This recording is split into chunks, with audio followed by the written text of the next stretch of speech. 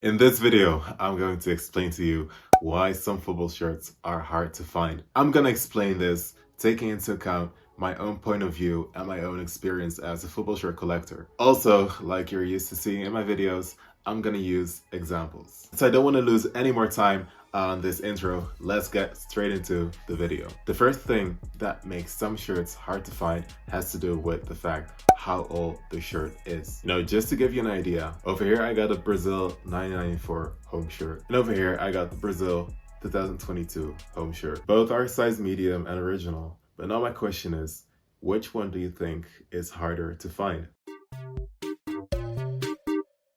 I hope you'll agree on the fact that this Brazil 1994 home shirt is way harder to find than the Brazil 2022 home shirt. In general, just remember that the older the shirt is, the harder it is to find. The same actually goes for legendary football players or retired football players. For example, I would have loved to have gotten Romario on the back of this shirt, but it wasn't possible. I just couldn't find it. So I settled for this shirt without name set, which is still pretty amazing. And this is actually common sense, because the last time the Brazil 2022 home shirt was produced was probably somewhere in 2021 or 2022, whereas the Brazil 1994 home shirt was produced for the last time way back in the 90s. So it's way less likely to find the Brazil 1994 home shirt on eBay, for example, than finding the Brazil 2022 home shirt. And these kind of shirts are very hard to find in general, because people who bought them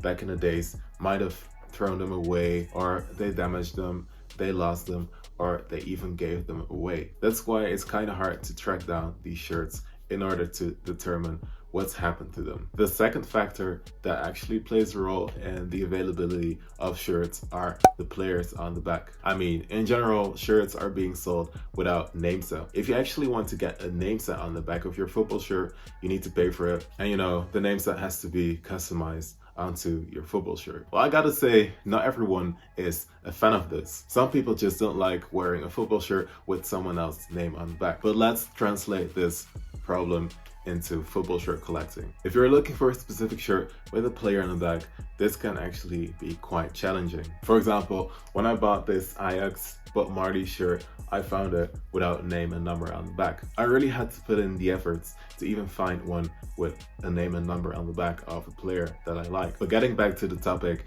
if you're looking for a specific popular shirt that everyone is looking for, and you want it with one of the best players on the back, you'll probably have a hard time finding it. I think this purple Real Madrid shirt is a classic example. Everyone wants a shirt with Ronaldo on the back because he was in his prime. This shirt is actually a kind of a special case because everyone is looking for this shirt, and on top of that, everyone wants Ronaldo on the back. So if you can even find this shirt, you might find it without name set or a player other than Ronaldo. And often it's harder to find shirts with legends or very famous players on the back. Furthermore, shirts from smaller teams can be harder to find as well. I'm gonna give you an example. Over here I got a Manchester United shirt, and over here I got an FC Twente shirt. This is actually my hometown team. Which team do you think is harder to find?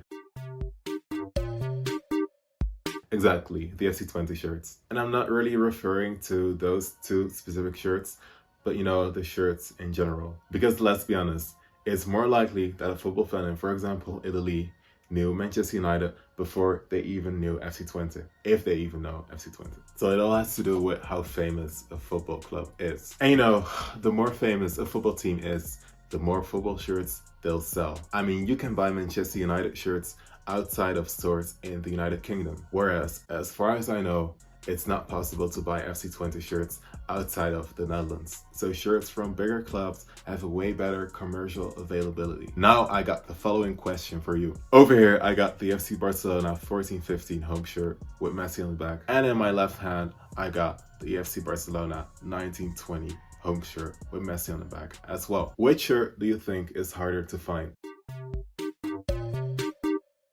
It's the 14-15 home shirt, and not only because it's older. As you may remember, FC Barcelona won the Champions League in 2015. They beat Juventus in an exciting final, and they had won the Champions League after 4 years again. In 2015, we didn't know that this was gonna be Messi's last Champions League trophy. So I'm sure all Messi fans are really into this shirt because it reminds them of Messi's last Champions League trophy with Barcelona. In general, you gotta remember that memorable shirts are harder to find. And what do I exactly mean by memorable shirts? Shirts in which players won a specific trophy like the Champions League, or maybe shirts in which players played their last game for their team. Or another example would be players in their prime period.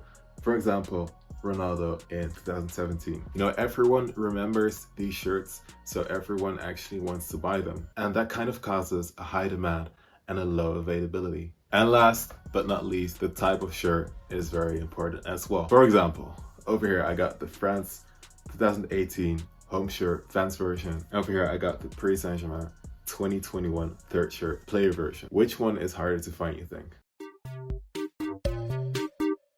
Exactly, this Paris Saint-Germain player version shirt. Player version shirts became a thing about 8 years ago, but before they weren't really commercially available. By the way, I made a video about player version football shirts. If you want to check it out, click over here. But I feel like manufacturers don't produce as many player version football shirts as fan version football shirts. So that's a very logical reason why player version football shirts are harder to find than fan version football shirts. And you know, the same applies to signed shirts. I'm 100% sure it's easier to find this shirt without signature. I mean, if you actually want to get your shirt signed, you gotta meet the player or you gotta buy a shirt. By the way, I made a video about how you can get your shirt signed as well. If you want to see it, click over here. And of course, the same goes for match worn shirts. You know, they're worn by the player himself, so it's way harder to find them. In general, you just gotta remember, the more special a shirt is, the harder it will be to find. And you know, signed shirts, match worn shirts, and player version shirts are all quite hard to get. Alright guys,